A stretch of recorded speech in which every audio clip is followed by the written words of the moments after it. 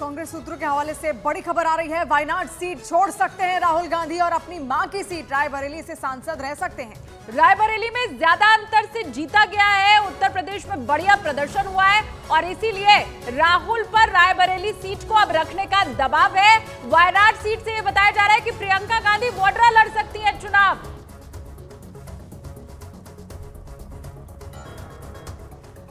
और जीत के बाद राहुल गांधी ने कहा कि इंडिया गठबंधन संविधान बचाने के लिए लड़ा था और उसमें हमने जीत हासिल की है। संविधान को बचाने की थी, कॉन्स्टिट्यूशन को बचाने की थी।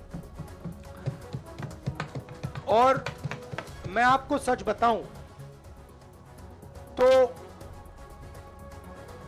मेरे माइंड में था पहले से, जब इन्होंने हमारा बैंक अकाउंट कैंसिल किया, जब चीफ मिनिस्टर्स को जेल में डाला, पार्टियां तोड़ी, मेरे माइंड में था कि हिंदुस्तान की जनता अपने संविधान के लिए एक साथ खड़ी होकर लड़ जाएगी। और यह सच साबित हुआ।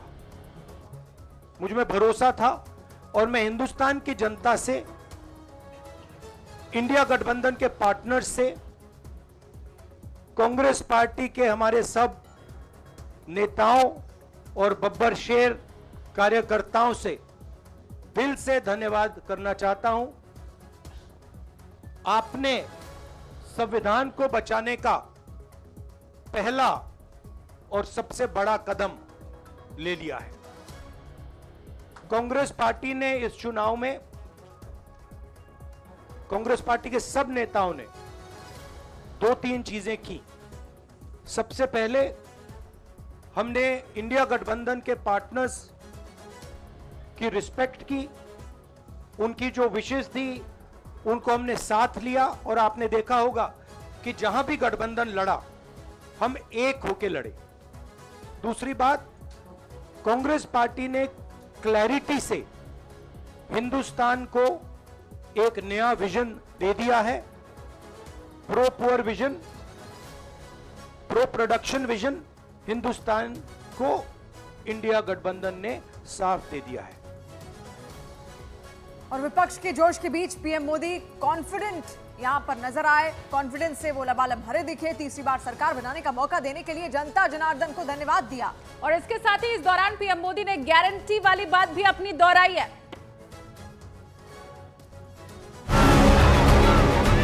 मोदी तो मुमकिन है, ये जितना फाइनल नतीजे आने के पहले सच था, रिकॉर्ड देखने के बाद अब भी ये उतना ही सच दिख रहा है। विपक्ष की तादाद बढ़ जाने से सरकार बन जाए, ऐसी कोई संभावना दूर दूर तक नहीं दिखती।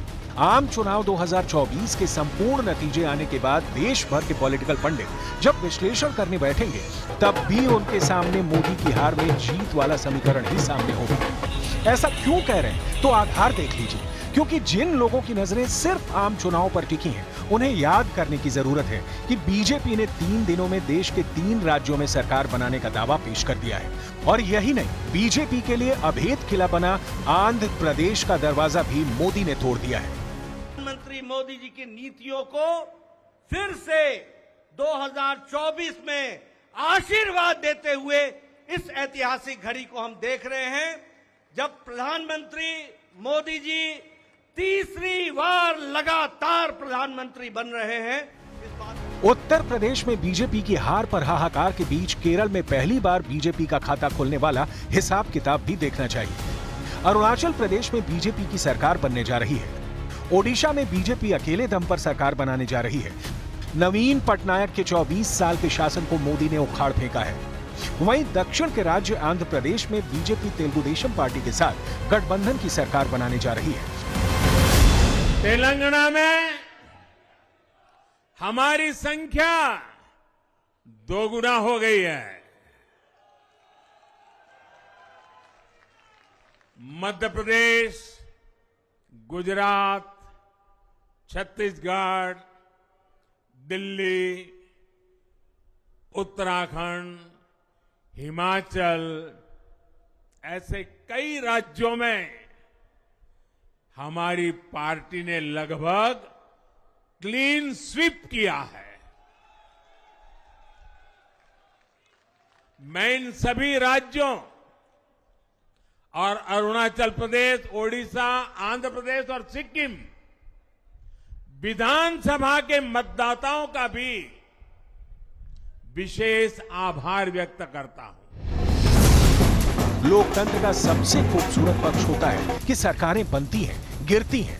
कभी पक्ष जीतता है तो कभी विपक्ष सत्ता में आता है, लेकिन हर हाल में जनता की जीत होती है, जनादेश की जीत होती है। जिन लोगों के मुख से अभी भी 400 पार के नारों का कड़वा स्वाद नहीं जा रहा है, उन्हें 295 सीटों का दावा भी याद करना चाहिए, क्योंकि अब फाइनल रिजल्ट सामने है। नैरेटिव चलाने, दौड़ाने का दौर खत्म हो चुका है। जनता ने जिसको चुना है वो सामने है। राजनीतिक स्वार्थ के लिए जब करप्शन का महिमा मंडन शुरू हो जाए और इसमें निर्लज्जता की सारी हदें पार हो जाए, तब करप्शन को बहुत ताकत मिल जाती है। इसलिए तीसरे कार्यकाल में एनडीए सरकार का बहुत ज्यादा जोर हर तरह के करप्शन को जड़ से उखाड़ फेंकने का होगा। एक बात बहुत ध्यान रखने वाली है कि एनडीए के 300 के आसपास के आंकड़े दिखने के साथ ही इंडिया ब्लॉक 230 के आसपास के आंकड़ों के साथ फुल ऑन एक्टिव हो गया है। खबरें आने लगी हैं कि हैदराबाद टू पटना, मुंबई टू दिल्ली भेजे जाने लगे संदेशों के तार, इकट्ठा होने लगे सत्ता पाने के लिए बेकरार विपक्ष के दावेदार। लेकिन इस बीच एनडीए के साथियों ने क्लियर मैसेज दे दिया। आंध्र प्रदेश से चंद्रबाबू नायडू का मैसेज आया, जो बीजेपी के बाद एनडीए की दूसरी सबसे बड़ी पार्टनर बनकर उभरी है। पटना से नीतीश कुमार का संदेश आया, जो तीसरी सबसे बड़ी पार्टनर है। तो 400 ना सही, 370 भी ना सही, आएंगे तो मोदी ही। जनादेश आ गया है और फाइनल टैली भी क्लियर हो चुकी है। अब पीएम मोदी के तीसरे काल के शपथ ग्रहण समारोह का इंतजार है।